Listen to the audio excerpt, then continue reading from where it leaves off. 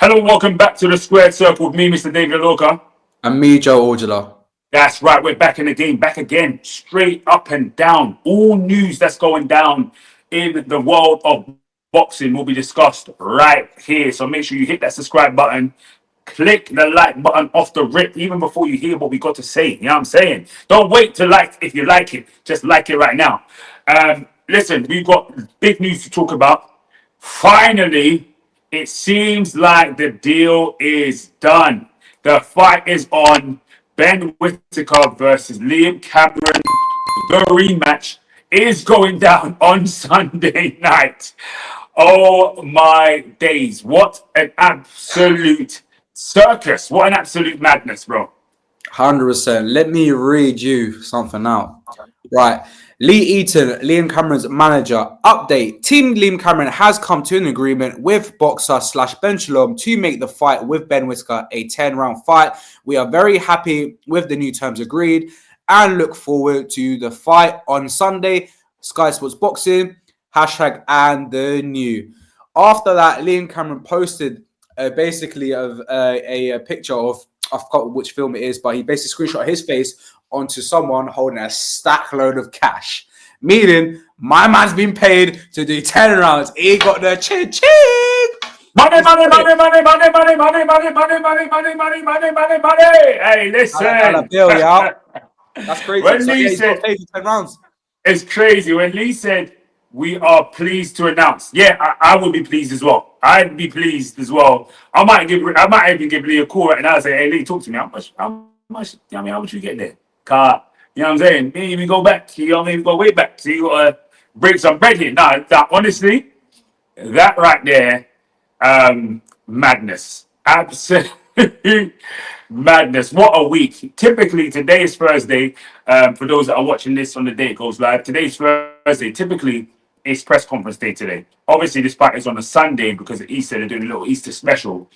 So, press conference goes down tomorrow. Now, could you imagine if this was press conference day and they still didn't have a deal done?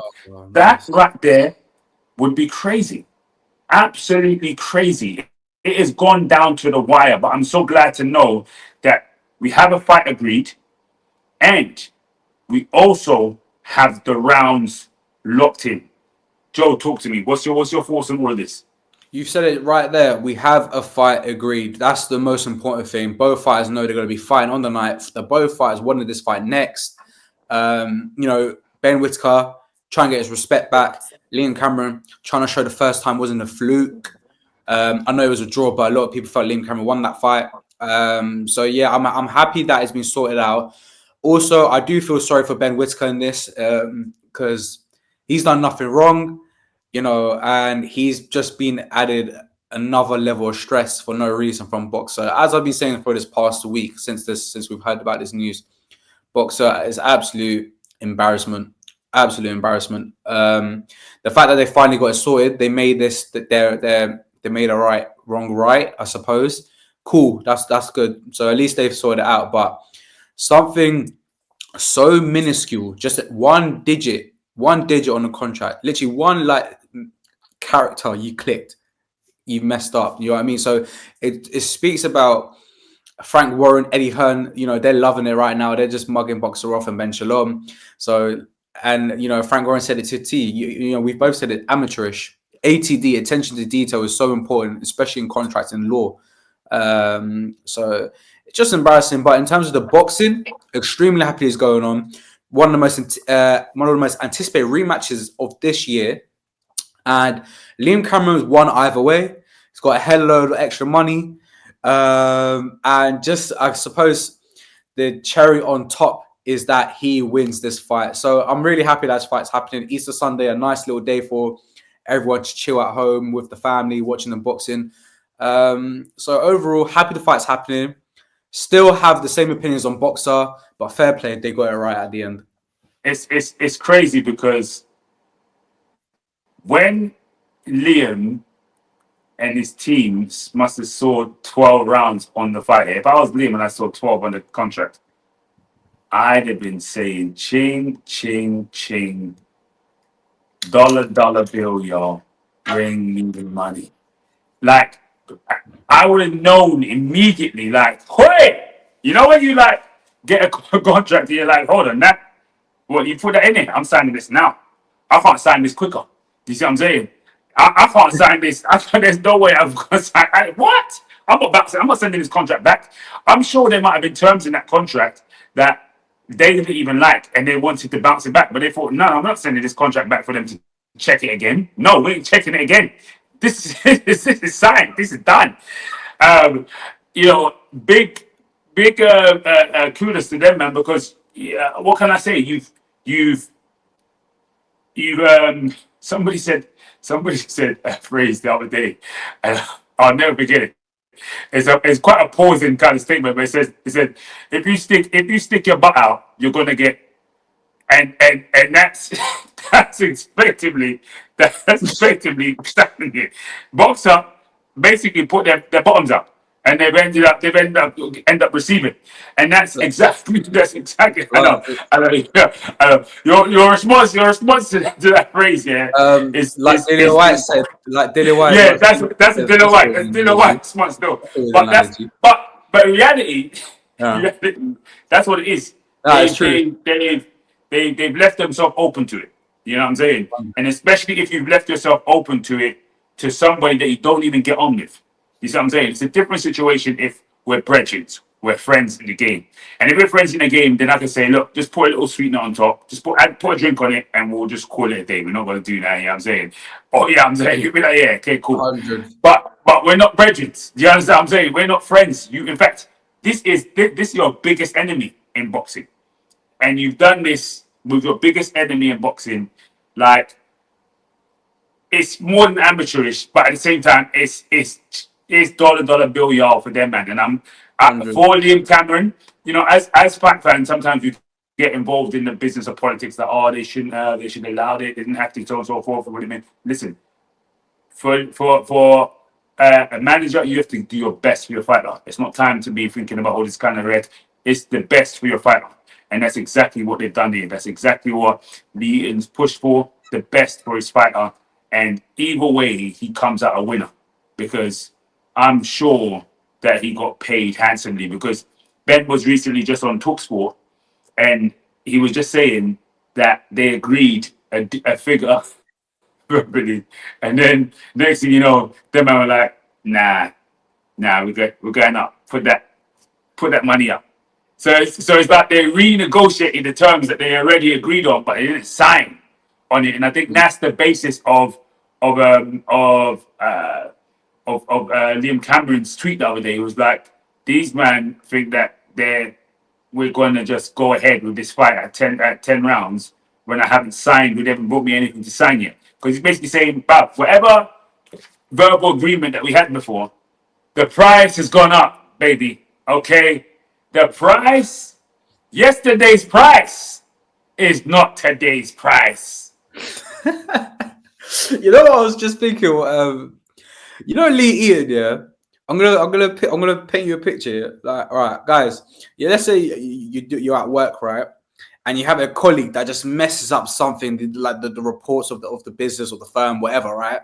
And then someone comes to you to fix it, and then your end of year review, you get all of these 5 stars, you know, excellent end of year review, everything. That's what's happened to Lee Eaton. He's just made himself look absolutely fantastic from someone else's mistake.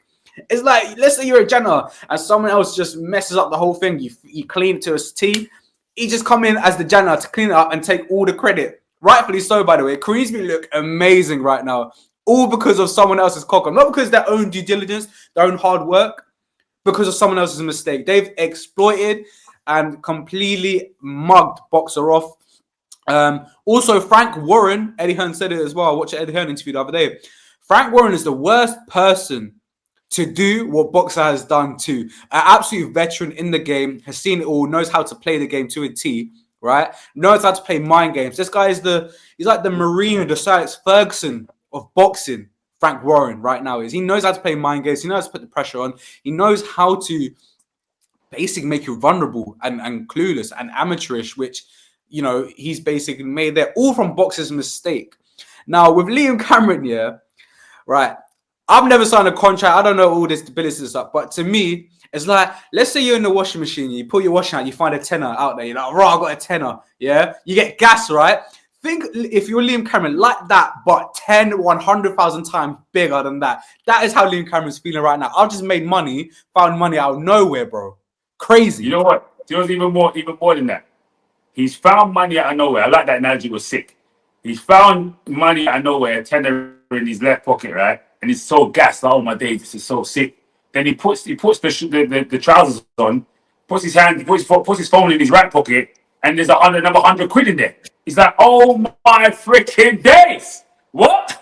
Man hit the jackpot twice.